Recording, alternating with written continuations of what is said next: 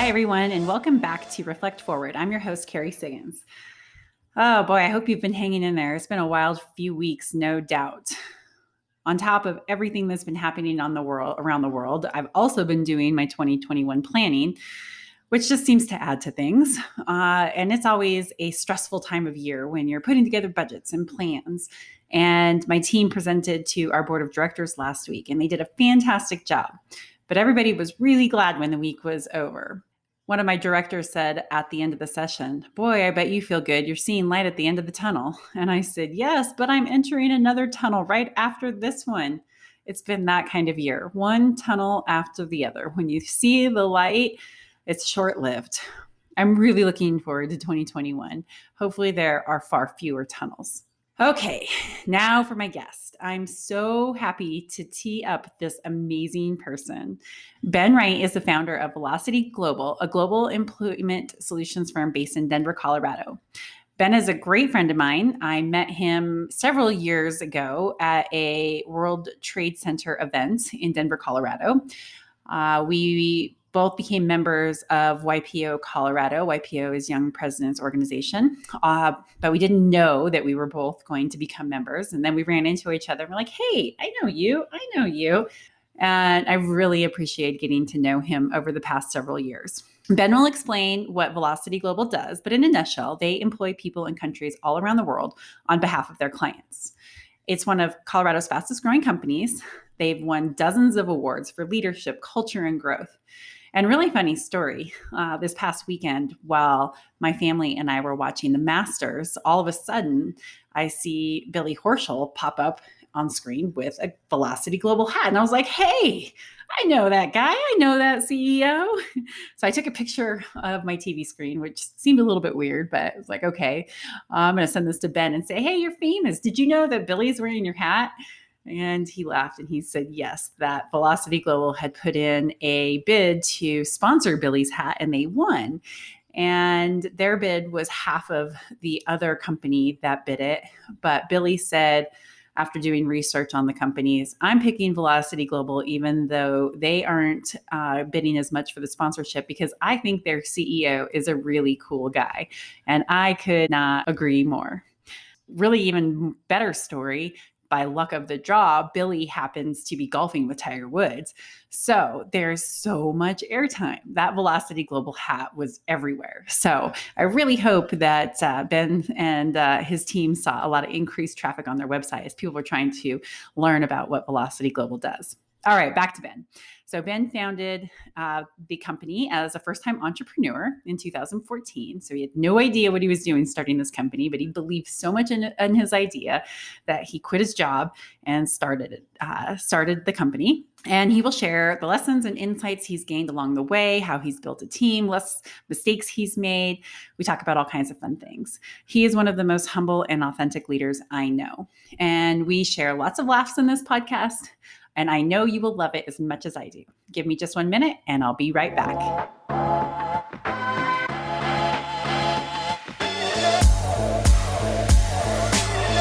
All right, welcome back, everybody. I'm so excited for you to meet Ben Wright, my good friend and fellow YPOer, as I explained in the introduction. Ben, thanks for being on Reflect Forward. It is certainly a pleasure to be here, Kay. Nice. Good. All right. So let's tell everybody a little bit about Velocity Global and why you started it and a little bit about who you are. Happy to. Velocity Global is a Denver, Colorado headquartered company. We help companies expand and go global. In a very, very short sense, if you're looking to employ someone in a country other than your own, and you don't have your own legal entity, your own presence, you haven't established yourself in that country by which to employ that person, we have an employer of record model. We will employ your employee on your behalf in that country because we have the ability to employ people in 186 countries. So that's great. That's what we do. 6-year-old company. I am the founder and CEO, first-time entrepreneur. We've been really blessed.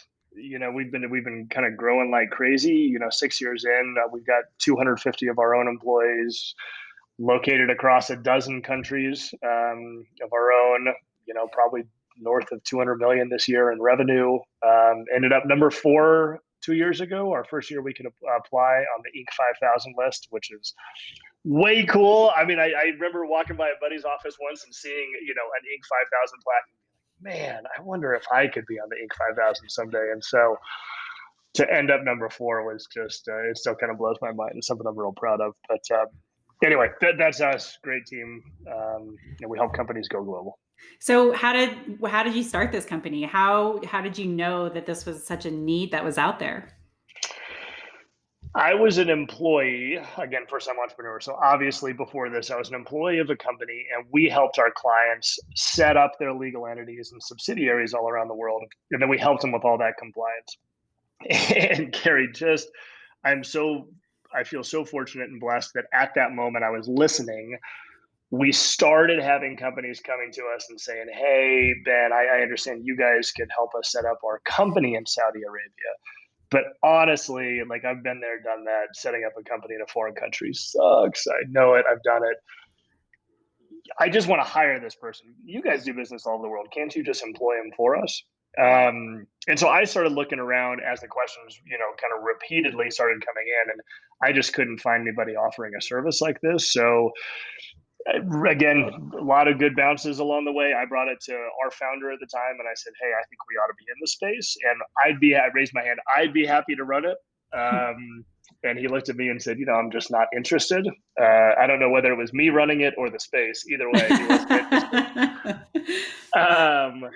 And, I said, I really think there's something here. So I resigned and started Velocity Global.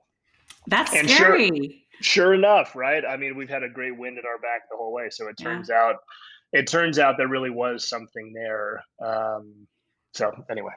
And how did you test the idea? How did you know that, to quit your job and start a new company that's a scary big endeavor? I know your wife, I'm sure she was like, are you sure this is a really good idea? Like, how did you know? How did you know that it was going to, to be worth the payoff for quitting a job?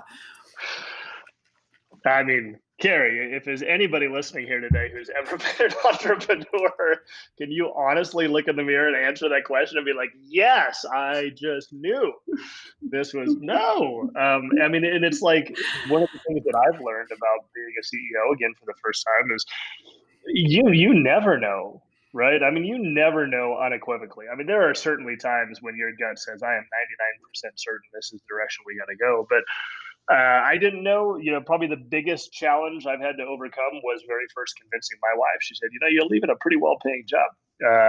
And seriously, you're going to go start this company without outside funding and not take a salary for 18 months? Really?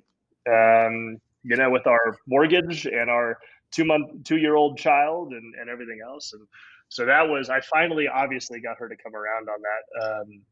I was pretty convinced, though, there was something here. Again, I know a lot of people who started companies said the world needs this, they just don't know it yet.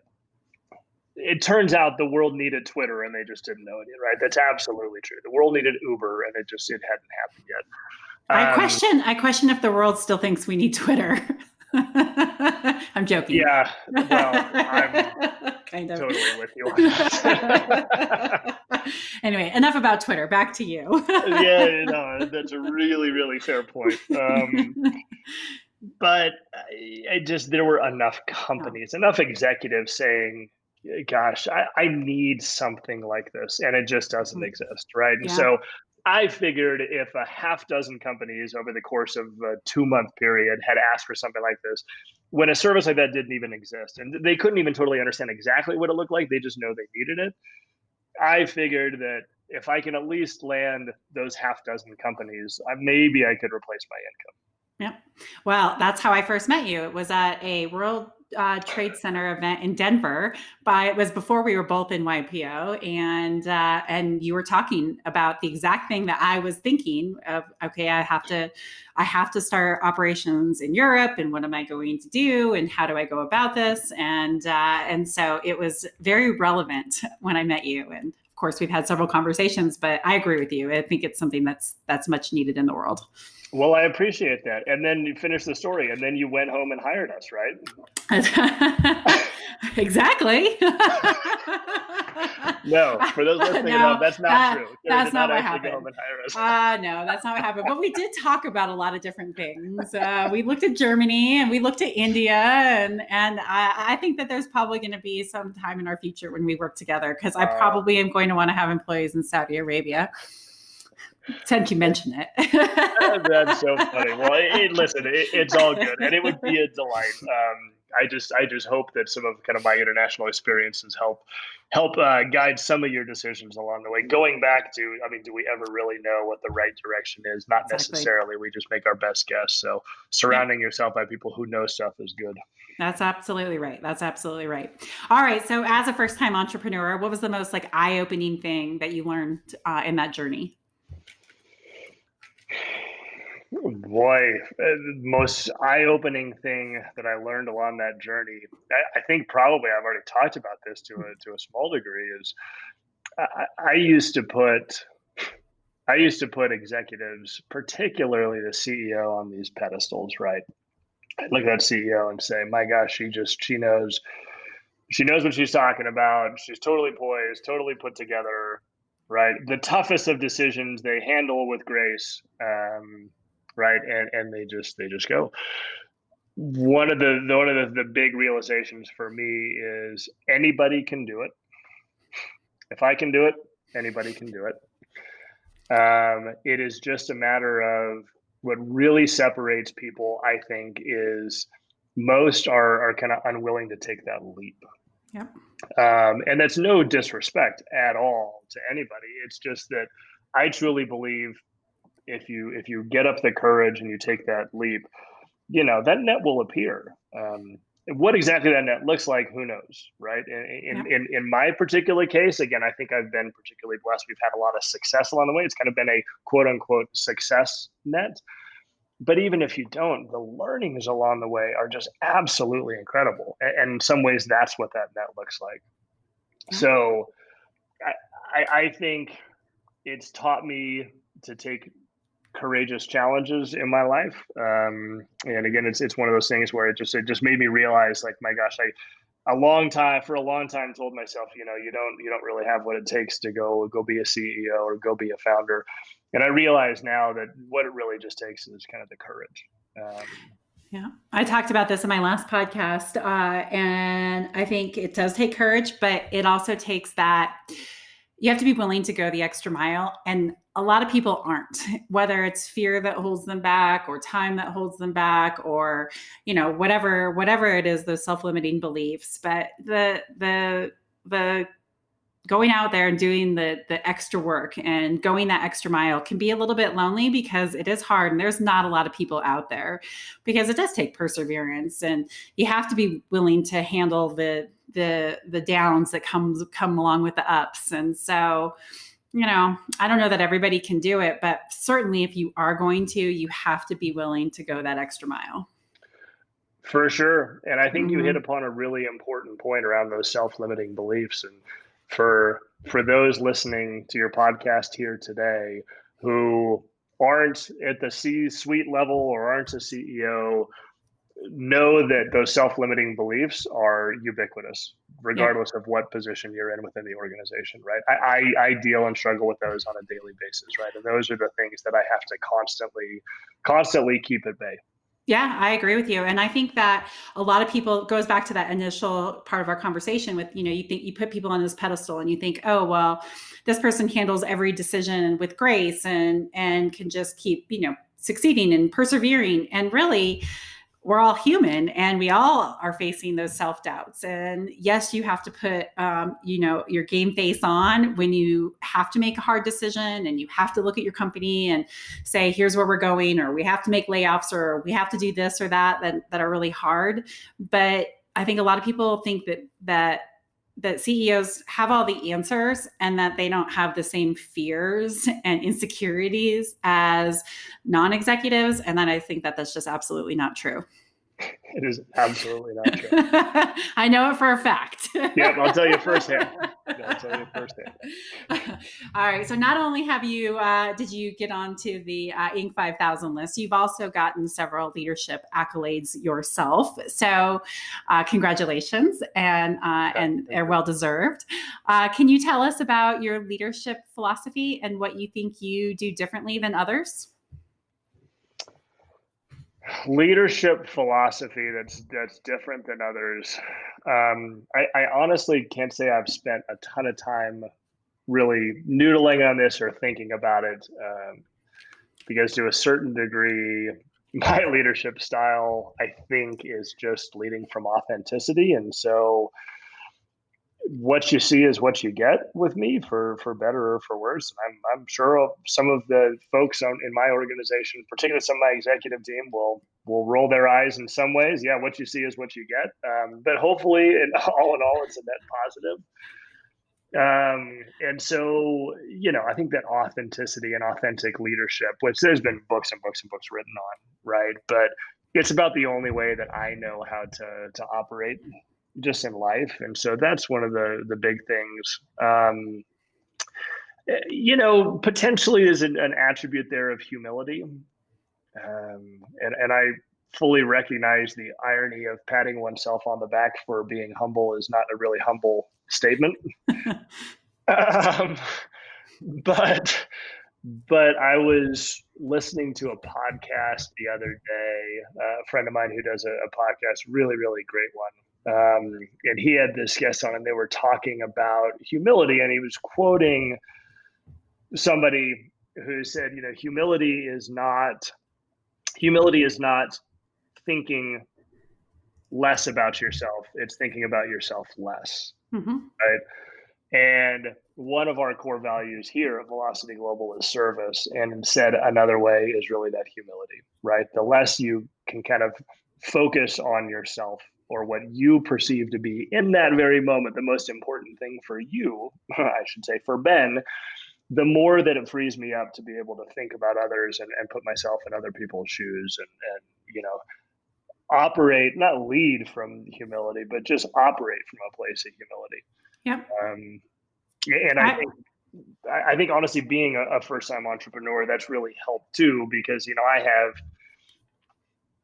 close to 20 years in the professional world before taking this leap, and so I've been in all the positions that everybody in our company has been in, right? And especially as being a founder and self-funded, I mean, for the first year, it was just me. And so I literally did everything that people did within the organization. And so that creates an element of humility, I think, as well. Yeah, I agree with you. And it's interesting because I think a lot of people say that they confuse, like, okay, if you're a humble person, that means that you don't necessarily exhibit self-confidence. And I think those two go hand in hand so well. You can come from a place of humility and always know that you're learning and admit your mistakes and understand that you're, part of the greater good, and also believe in yourself and have the confidence to say, I'm going to persevere. And it's okay to say that, hey, these are my talents and I'm actually pretty good at some of these things, even though I kind of suck at these things. And I've really had to learn that, where I've downplayed my self-confidence because I feel like, okay, well, I'm not being humble enough. And really they can go hand in hand if you are always thinking of others first and doing it for the greater good rather than for yourself. But you should never diminish your own self-confidence and your own self-value in the name of being humble. I don't think that's real or authentic. Couldn't agree more, Carrie. All right, so let's talk about the biggest mistake that you've made as a leader, especially in your entrepreneurship journey. And how did you learn from it? What changes did you make? The biggest mistake that I've made as a leader through this entrepreneurial journey is, honestly not empowering my team at certain points. Funny, one of our values is empowerment. And so it's something that I talk about and we think about all the time. In fact, I regularly tell our team, If it wasn't for our value of empowerment, we never would have showed up as number 4 on the Inc. 5000, because if everything had to go through me, we'd be screwed, right? In many ways, we need to really empower our folks. I think of a particular instance in time where I was just utterly convinced that we needed to go hire this person. And I basically forced the issue and said, we need to go hire this person. And I put them underneath one of my direct reports, right? Whether or not that was the right person for the job and could have led us to the promised land, the simple fact that I exerted my will and said, you need this person, and this is the person, and you're going to hire them, and this is what you're going to have them do, was a complete failure. 6 months later, I don't even know if it was 6 months later, they were out of the organization. The person you hired or the person I hired? Yeah. Person I hired. Yep. Yeah, person I hired. And so, one of the things that really taught me is there's ways to go about it. I mean, if you're trying to plug a hole by exerting your will in a particular way, the people are probably just going to dig their heels in, because we're all proud professionals, yep. Right? And again, there are certainly better ways to go about doing that. And I have great guilt around it, because it didn't move us forward. In fact, it probably moved us backward because of that whole process. It created a tremendous amount of strain on my senior leader. And that individual, which I put in that role, looks back at it and says, thanks for nothing, Velocity Global, right? Like, that experience really sucked. Yep. Absolutely. They would have been right. Yeah, that's a really great insight. And I think that there's not a leader who can't that won't resonate with. I've done very similar things. Like, my biggest mistake has always been where I say, this is what we're going to do, and I don't have buy-in, and I force it, and it almost always fails. Because it's the collective team that has to move the company forward. And if you don't have buy-in and support, you're never going to achieve those things. So it's totally relatable to me. I appreciate it. The hard part is, and again, this goes back to doing your best and making a decision at the moment as the ultimate decision maker or leader within the company. Trying to decide of where to draw that line can be really difficult. Yeah. I'm in that right now. I think one of the most interesting things that have happened through the pandemic is something that I've wanted to happen for a while, but it was really difficult. So I started at Stone Age when I was 28, and I did everything in the company. Almost every person had reported to me. And so I grew up being very hands-on. And of course, we're so much bigger now, and I just cannot know every intricate detail within the organization. And so what has happened through this pandemic is that my executive team now is the face of their teams, where instead my personality would walk through the building and, it's like, well, she's been doing this for 15 years and she knows every single detail of the organization. And now my team is really stepping into that role, and I'm taking a back seat. And it's a little uncomfortable for me. I've said, this is what I want, but I'm also like, like, am I really okay with all of this? But it is really it's a really great thing to now see that the team is making all of these decisions, and they're making better decisions and coming up with far better ideas. And it's trickling through the whole organization without me overpowering, whether intentionally or unintentionally, the situation. So it's been really a healthy thing for the company, even though it's different and it will look different going forward. But yeah, it's awesome to see the great decisions that are being made that I'm not part of. For sure. That is, that's level 10 leadership, right? Is when those folks who can really pick up the mantle and run with it, they don't necessarily need you. It's hard. I wonder if you've experienced the same thing, Carrie. There have been times in our growth, and it typically is when I wake up and I realize, my gosh, I have been in such literal pain for the last month or quarter. And it's because I'm holding on tight and refusing to grow as I need to. And it every single case, it has been empowerment, right? As I feel like I am so critical to that process that I have to stay involved. And it's making everybody crazy, most of all me. Right. I'm wondering, I assume you've kind of seen that as well. Oh yeah, definitely. I have this trigger word, it's resistance. When all of a Mm, sudden I feel that tightness, it's like, what, okay, this is resistance. What am I resisting? You almost never mm. get what you want if you're not going with the flow, right? So that's really what I feel is when I'm resisting something or really, pushing back or holding back or trying to force something. So that's my trigger word. I just I just took out a post-it note and I'm going to write that down and I'm going to put it right on the top of my computer. Resistance. Yep.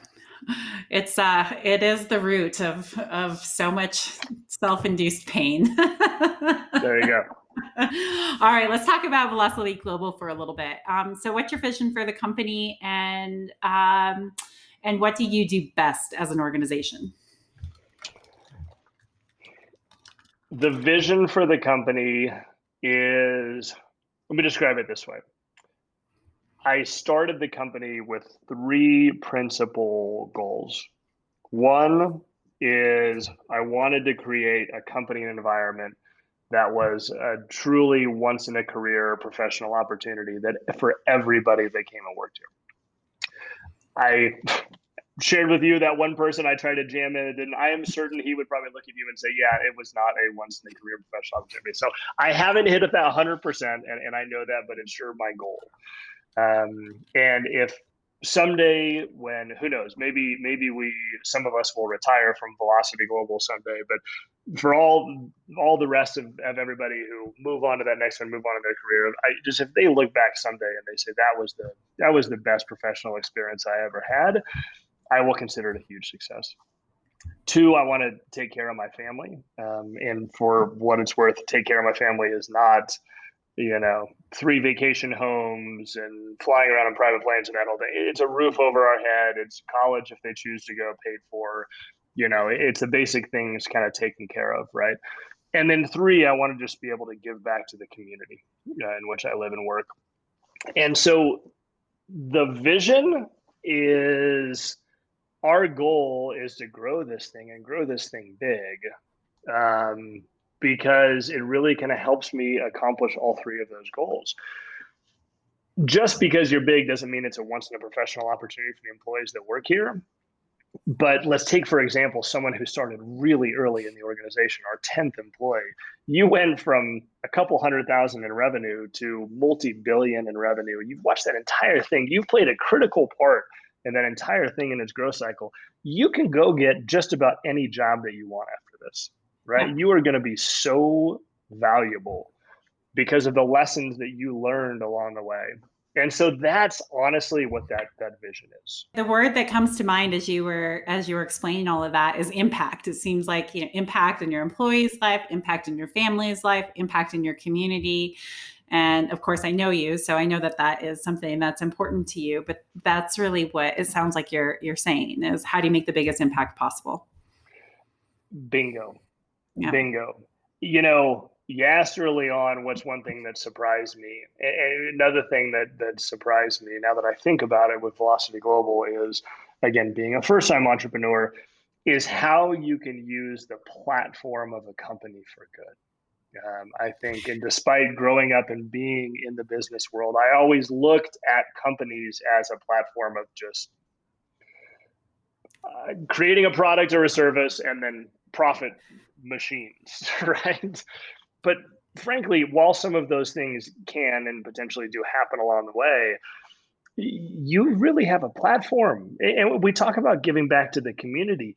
We've created, in the course of 5 years, we've created hundreds of jobs here in Denver, Colorado. Good, well-paying, white-collar jobs here in Denver, Colorado. People that are buying homes, buying cars, paying their taxes, giving back to their community, volunteering, donating their money. We've had a real impact.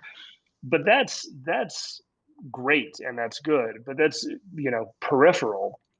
If you can then use that platform to really lead from a diversity, equity, and inclusion perspective, which I can't say that we necessarily have historically, but we're focused on now, right? And we're really starting to work on now.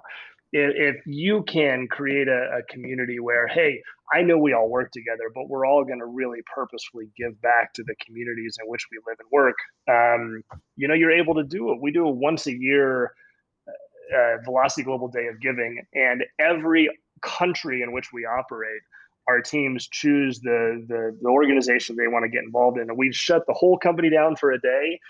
And we donated hundreds of thousands of dollars last year to literally dozens of countries around the world, and everybody gave a full day of their time as a minimum, and it's really it's permeated the culture of the organization.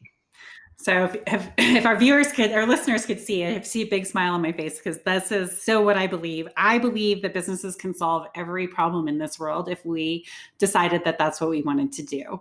And I don't think you should minimize the impact of creating good jobs, because capitalism only works if you have a strong middle class, right? It can't just be the top, the very wealthy who drive the economic engine. And so Stone Age is an employee-owned company, and I look at that. We're creating a really strong middle class for Durango, and that matters. It has such a ripple effect on a community, and it has such a ripple effect on the economy. And we need to pay livable wages, and we need to be able to share in the success of the organization with our employees, who are the ones who are creating the success, right? It's not you or me, it's all of the hard work that they're doing. And so we need to pay, we need to value the hourly paycheck, and then solving the world's biggest problems. We can do it. We just have to decide that we want to. And I personally think waiting around for government to make rules and regulations that force us to do something is a lame excuse for not taking action. And so we can do that. We are, such a powerful force, businesses are. And so I believe that we can make a huge impact, not only on the lives of our employees through how we treat them, but also in how we decide we want to fix some of the world's biggest problems. Completely agree, Carrie. And one of the things, you have made an impact, not just in Durango, Colorado, where you are, but at a state level here in Colorado. I know you've sat on, groups, you've sat on committees, right? You've advised our state government on a number of things. We are really blessed in the state of Colorado in that our government is not only open to, but seeks the input of business leaders in making those decisions. And I think you have to have and like anything in life, you have to have a richness of dialogue. You need, you need those bookworms, right? You need you need the educators, you need the people who are policy wonks, and then you also need, honestly, the input of local businesses, because that richness of dialogue goes a long way.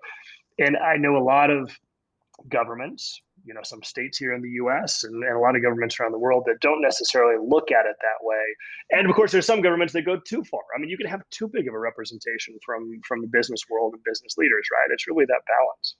Yep, I agree with you. I think everybody has to be at the table and listen. That's the problem. We just don't listen. We are all so busy talking over each other that we don't just sit down and listen and say, okay, great. We have all of these people at the table. Now, how do we solve some of these biggest challenges? But anyway, we'll save that for another podcast. It's going to be a long podcast. I know. All right. So I do want to talk about one more quick thing before we wrap up this interview, because I'm a technology buff. As you know, I just bought an IoT company. I'm all about how people are incorporating technology into their businesses. So I love this headline from your website, and it is a perfect pairing of technology and human expertise. So tell us what that means, and how are you using technology to help either streamline or improve talent acquisition, management, and especially across the globe? Technology is a huge boon and benefit to businesses. If you're a tech-only player, right, then we're not talking about the service side. Let's go back to Twitter. You don't need a service element to Twitter, right? It's just a platform. You get on there, you use it. It's very intuitive and straightforward to use, and incredibly straightforward. In a business like ours, that we're in the business of employing people, unfortunately, you can't just go tech only, right? However, you also can't go service only if you ever want to scale, right? You just simply can't scale a service only organization. And not only are we interested in scaling, but there are a lot of companies that are knocking on our door and saying, hey, we'd like to work with you. And so we're forced to scale. And so the way that we look at it is we're both a service and a technology company. And so when you're dealing with people, you're dealing with payroll, you're dealing with benefits, you're dealing with the life things that gets thrown at all of us at any particular time. Throw in the crazy caveat that we also are supporting employees today in 110 countries, right? A technology can't solve some of those things. It is human, and it's human interaction and it's human expertise. And honestly, our branding is all about people first, right? And sometimes people really need to lean on people like you and I talked about. When I have my biggest challenges, I talk to my closest friends, right? Whose opinion I really appreciate. And so there's a people side to what we do that is just simply always going to be a piece of it. That being said, there's so much that you can do today to automate, to streamline, to make processes be correct every single time, so that people aren't fat fingering in a salary for that month, right? That's a horrible thing. You can't get when you're trusted with people's salary, you have to get that right every single month.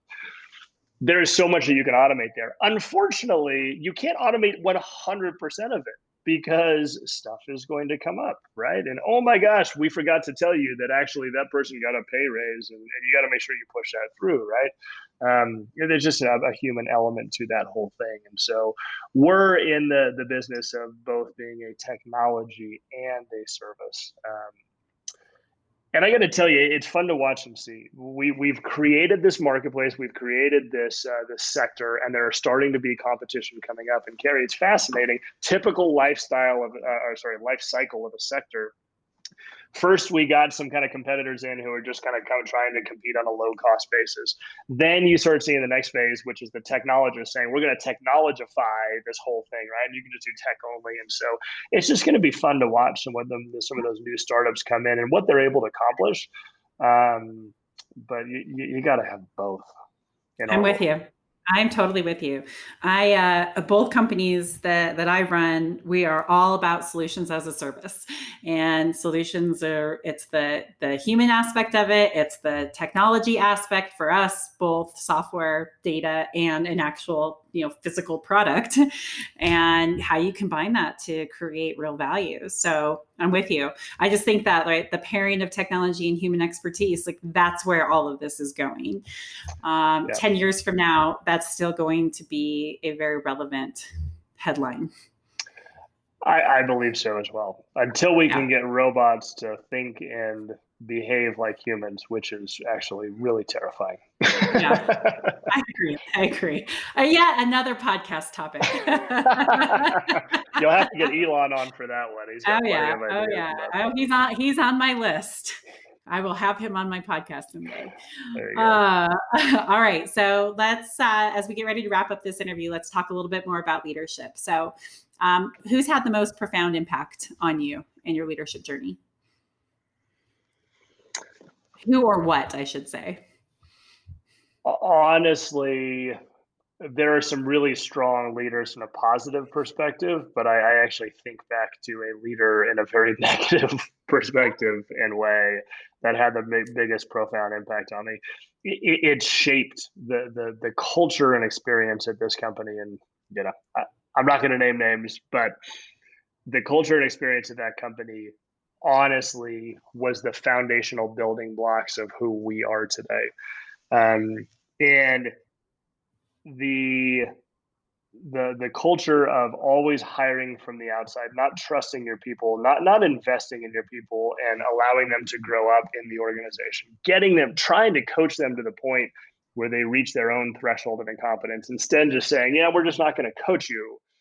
And then you just keep doing what you're doing, and we're going to keep bringing in kind of senior people, right? That's defeating for your top people. Allowing a culture of incivility, within the organization.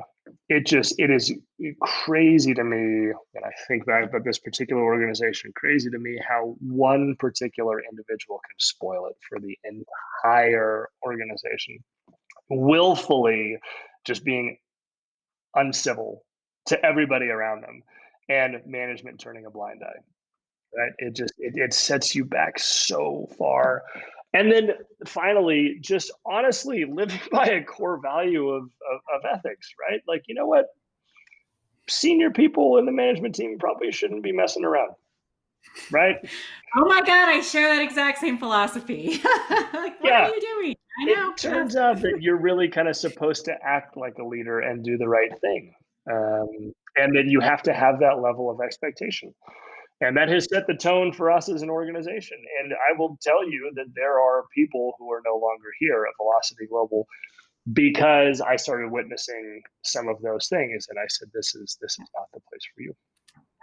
Well, I think that negative experiences can have a profound impact on shaping our future versions of ourselves. I share very similar type of story and philosophy, and because of it, I have a no a-holes rule. Yeah, You just cannot be that and work for the company and work for me, and it comes from a really negative experience. And I'm with you. One toxic person can really destroy an organization if you let it. And so totally, I understand.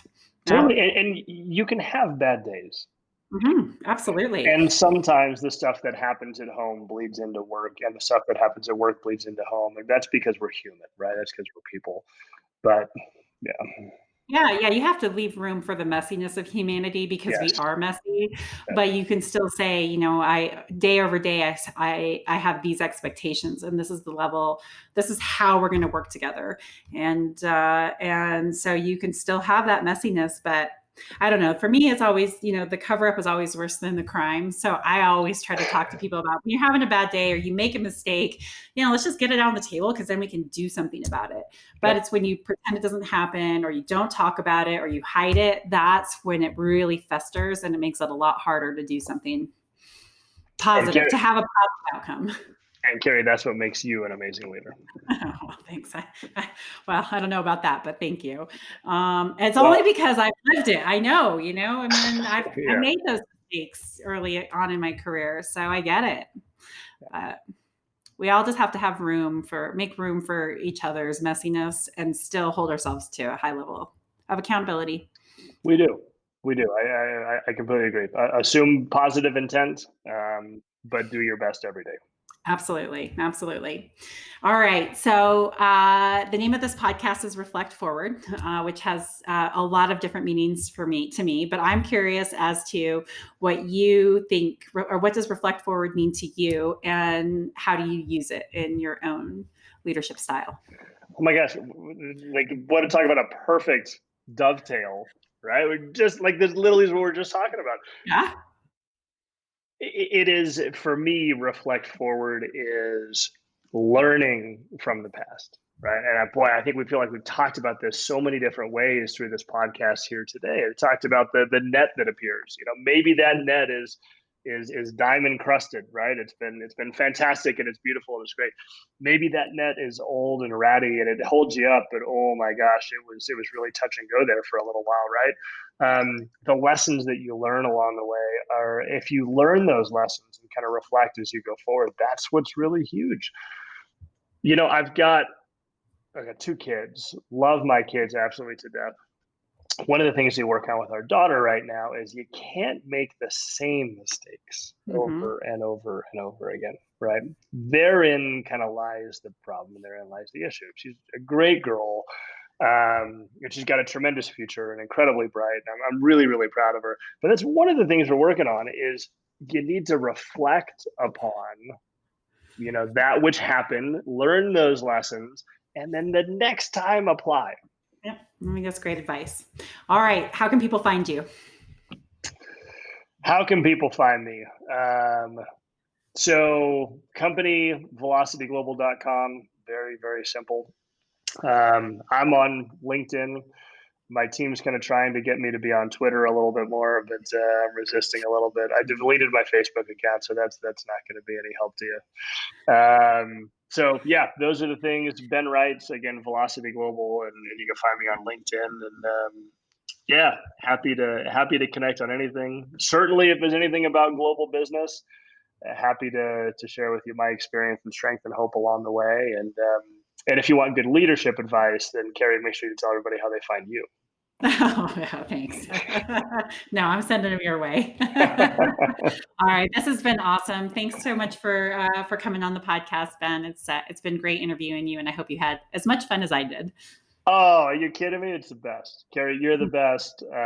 By the way, everybody should know I've had some kind of situations where I've had people, I'm like, I just don't really know where to send this person to kind of give advice. I've sent them to Carrie in several cases. So And I just have to say. have you regretted that decision? No, are you That's what I kidding want to me? know. That's what they'll be on your podcast next. And it'll seem very self-serving because you'll say, well, who is the person who most influenced you? And they'll say, you, Carrie. Yeah, right. All right. Well, on that note, we're going to leave. Everybody hang tight, and I'll be right back. Thanks, Ben. Thanks, Carrie.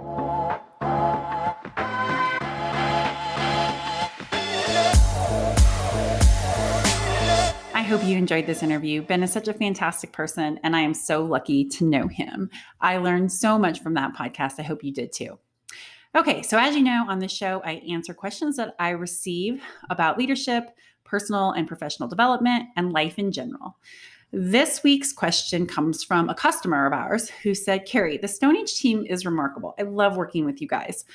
There isn't a problem that your team can't solve, and everyone is so positive and so engaged. It's clear that they love working there. How did you build such a phenomenal team? So I gave a lot of thought to this question, and it's really quite hard to answer in a short period of time. So I decided I'd give my top 3 tips on how to build a team, despite the fact that there are many, many ways to do so. So number 1, set clear expectations on how you want your team to show up. Everybody needs to understand what the behavioral norms are, what's expected, how are you going to be successful within the company. At Stone Age, we have what we call the Own It mindset, which are our behavioral principles that we help our employees learn to help them be more successful. They really need to exhibit these behaviors to truly find their way and to excel. So the Own It mindset includes be a great teammate, practice self-leadership, and deliver on the Stone Age Assurance promise, which is our promise to our customers. Team, self, customers, the foundation of all great company values. So the thing that you need to do, though, is to really coach and mentor your team around your expectations and around the values.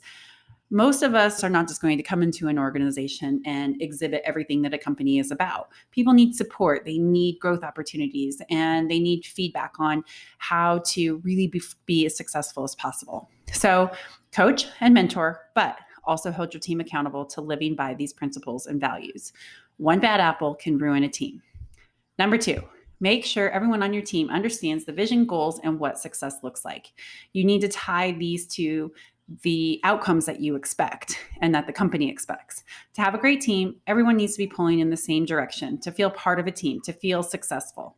So make sure you are clear and inclusive.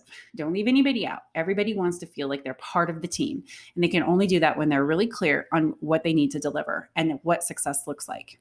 You need to show people that the work that they do matters, and how they do it is just as important. So the effort, the quality, the teamwork, the mindset that they bring to the table and to the team. This will help create success. And remember, most people want to be on a successful team, so this is really important. And then 3rd, and I think this is one of the most important, never, ever run away from conflict. Help your team resolve conflict. Great teams don't always see eye to eye, nor do they shy away from healthy debate, or sometimes even getting in flat out arguments. Instead, great teams know how to work through this conflict and have effective disagreements and share their own experiences, giving each other helpful feedback. This will never happen on its own. Most people don't know how to give feedback. Most people don't know how to take feedback. And so you really need to work with your team on what the norms are and how they can successfully talk to one another and debate and disagree and come out the other side stronger.